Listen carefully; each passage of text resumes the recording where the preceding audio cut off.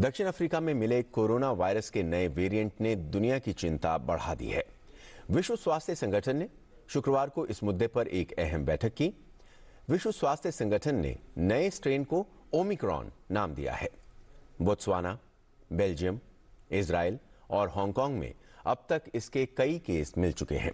उधर America, Canada, Britain, Israel, Japan, Singapore और यूरोपीय संघ ने दक्षिण अफ्रीका से आने वालों पर यात्रा प्रतिबंध लगा दिए हैं।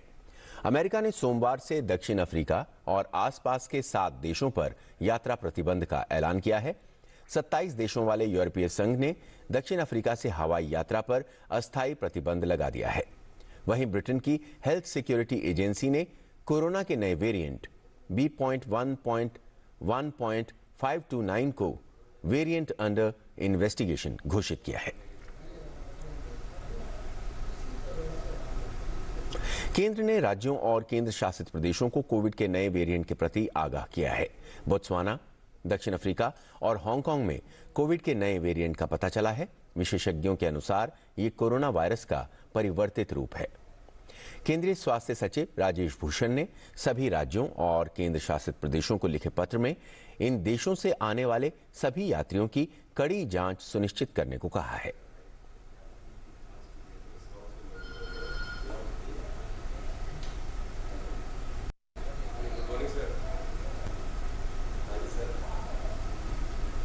केंद्र सरकार ने आगामी 15 दिसंबर से अंतर्राष्ट्रीय यात्री विमान सेवाएं फिर शुरू करने का फैसला किया है।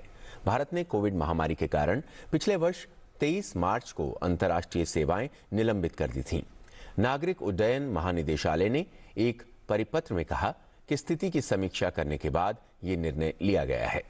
जिन देशों से यात्रियों को भारत आगमन पर परीक्षण सहित अतिरिक्त उपायों का पालन करना होगा, उनमें ब्रिटेन, दक्षिण अफ्रीका, ब्राजील, बांग्लादेश, बोत्सवाना, चीन, Mauritius, New Zealand, Zimbabwe, Singapore, Hong Kong और इजराइल शामिल हैं।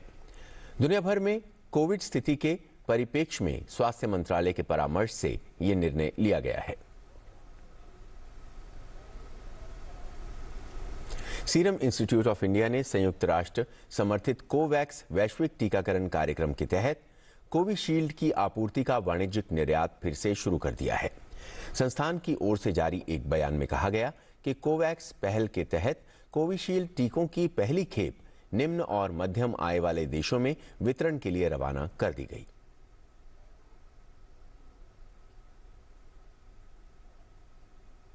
कोविड महामारी के खिलाफ सबसे प्रभावी हथियार के रूप में शुरू किए गए राष्ट्रव्यापी टीकाकरण अभियान नित्य नए कीर्तिमान गढ़ रहा है।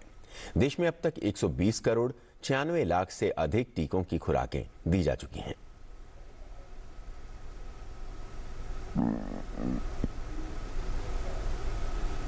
राजस्थान में कोविड के मामलों में वृद्धि को देखते हुए राज्य सरकार के गृह विभाग ने नए दिशा निर्देश जारी किए हैं। नए दिशा निर्देशों के अनुसार सभी शिक्षण संस्थानों में शिक्षण तथा गैर शिक्षण कर्मचारियों के लिए वैक्सीन की दोनों डोज लेना अनिवार्य कर दिया गया है। इसके अलावा शिक्षण संस्थानों में पढ़ने के लिए जाने वाले सभी विद्यार्थियों के लिए अपने अभिभावकों से लिखित अनुमति लेने को भी अनिवार्य किया गया है।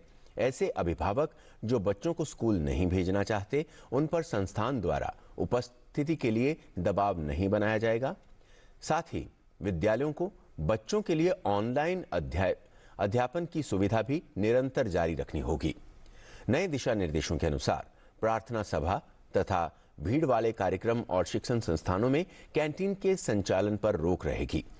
जिला प्रशासन, पुलिस विभाग तथा नगर निगम का एक संयुक्त प्रवर्तन दल गठित किया जाएगा, जो विभिन्न स्थानों पर विशेष अभियान चलाकर कोविड उपयुक्त व्यवहार की सख्ती से पालना कराएगा। प्रदेश में पिछले 20 दिनों में सक्रिय मामलों की संख्या 40 से बढ़कर 150 से ज्यादा हो गई है। विभिन्न स्कूलों के 31 बच्चों में भी अब तक कोविड की पुष्टि हो चुकी है। रूस के राष्ट्रपति व्लादिमीर पुतिन 6 दिसंबर को सरकारी यात्रा पर नई दिल्ली आएंगे। इस दौरान राष्ट्रपति पुतिन प्रधानमंत्री नरेंद्र मोदी के साथ 21वें भारत रूस वार्षिक शिखर सम्मेलन में भाग लेंगे।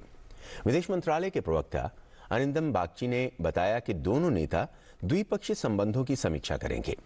दोनों देशों के बीच रणनीतिक साझेदारी को और सुदृढ़ करने के बारे में भी चर्चा की जाएगी। 2020 में कोविड महामारी के कारण ये सम्मेलन नहीं हो सका।